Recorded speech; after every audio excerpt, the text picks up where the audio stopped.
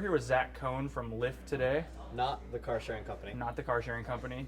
And today we're going to talk about customer development and doing customer interviews and really knowing your customer before you take your product or service to market. So first, Zach, thanks for having us out, for being here.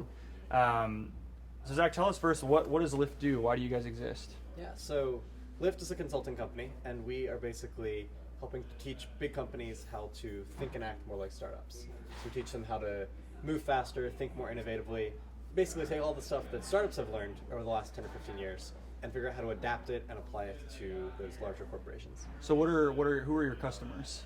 Our customers are basically large companies. We do a lot of work with Nordstrom. We're talking to companies like Nike or 3M or Microsoft, people like that. Okay, cool. So I know you'd said that you felt you could speak well to customer development and doing customer interviews. What's your experience been like with that this far?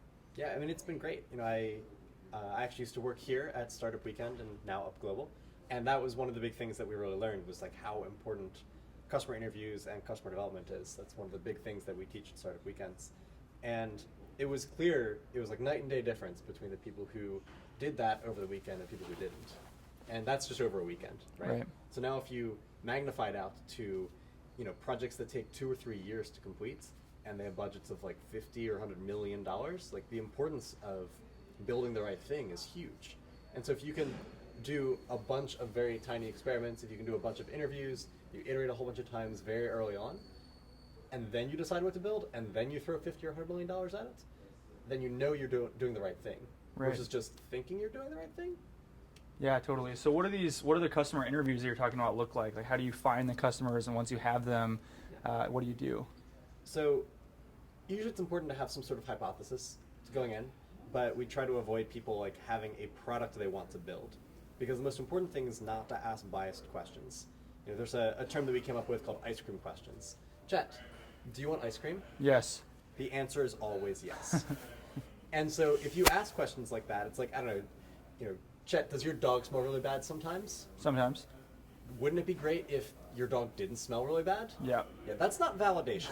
Like, that's not testing. Like, no one is going to say no to that. No rational person will say no to that question, right? Yep. That's not really helpful. But what you find is a lot of times when people are doing these customer interviews, those are the sort of questions they're asking. They're asking loaded, biased questions where the answer is never no, right, or the answer is never yes. The answer is only there to support what they want to build. Okay. So we tell people, go out, have like a problem space you're interested in, or like a domain that you're interested in. Go talk to 100 people in that space, and just ask them like what keeps them up at night. What are their top 3 problems, right? Like what are they pulling their hair out about? Right. Ask a lot of like deepening questions, like whys. Why is that? Why is that? Tell me more about that. Those are great techniques to dive really deeper and deeper into what they're actually thinking. Okay, so these interviews are like live in-person interviews, not a Google form. Right. So you can actually iterate, and once they answer a question, you can dive deeper based on what they answer that question is. Any sort of like survey or form really is junk data. I would rather have 10 interviews than 10,000 survey results, because you learn so much more. Because if I ask a question on a form, that's the only question you're answering. Right. If I say something like, do you ever go out to restaurants? And you're like, yes.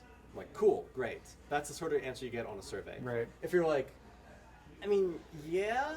I'm like, oh, interesting. Tell me more. Like, why do you seem sort of hesitant? You're like, I mean, I don't go out to like sit-down restaurants. I go out to like McDonald's restaurants. Right. And that's important information, right? Yep. Because I'm building an app to help people make reservations at fancy restaurants. Chet is no longer my customer. Right. Because he only goes to McDonald's. He never goes to fancy sit-down restaurants. So right. It's really important to have sit-down one-on-one interviews, not group things, not surveys, sit-down one-on-one interviews, kind of like this. Okay. So obviously what you're saying is framing the questions and being able to iterate on the answers and all of those things is really important. Once you have not junk data, once you have data that's actually meaningful, what do you do with that? Like, how do you process it? Is there a tool that you can use? What happens there? It's qualitative more than quantitative. Okay. So it's less about the raw numbers, and it's less about the raw data, and it's more about, are you having the same types of people talk about the same problems over and over again? Okay.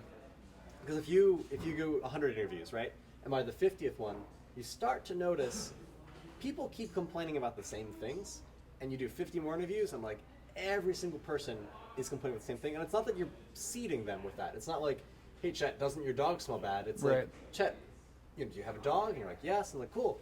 What are your biggest complaints about having a dog? And if the first thing the next 50 people say are all, man, my dog smells really bad sometimes, you know that's a big problem. You know it's a top 3 problem. And that's something that someone will pay to solve. Right. Right? If I have to really force that out of you, if I have to like yeah, like those other 11 problems with your dog are great, but like, doesn't your dog smell bad sometimes? And you're like, yeah, I guess. It's like, that's not a problem someone is going to pay for. Right. Yeah. Interesting. And do you think the customer development, maybe this is an obvious question or an obvious answer to the question, but is it important from, seed stage ideas all the way up to Fortune 500 companies? Or companies like Microsoft still doing, customer development on the streets, or do they lose sight of that? It becomes important whenever you're building new products or Okay. new features. Whenever you're expanding product, basically. Yeah.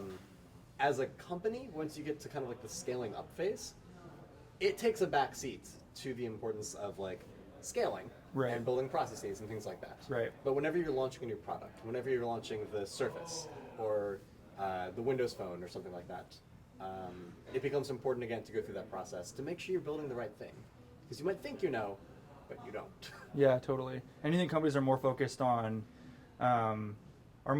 just having like beta testers that essentially give them feedback by using the app or not using the app?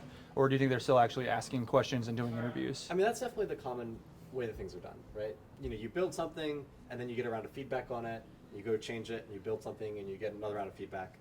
But like, why? Like, why do you need to even build it? Just go talk to people and pull out of them what you should be building. And then, yes, go through that process to like fine-tune it, but you can skip 30 iterations by just iterating through your questions and iterating through ideas and thoughts with people, rather than actually building product or building hardware. And as you go through the process, the fidelity of your prototypes increases from just words and questions and answers to paper prototypes, to posters and sticky notes and markers, to eventually like very rough software, and then it just kind of scales up. Gotcha. So if you had any nuggets of wisdom for the entrepreneurs out there, what would it be on the customer development process? Do it. Yeah. Honestly, like most people don't, or they kind of half-ass it. Did I say that? Yeah. Sweet.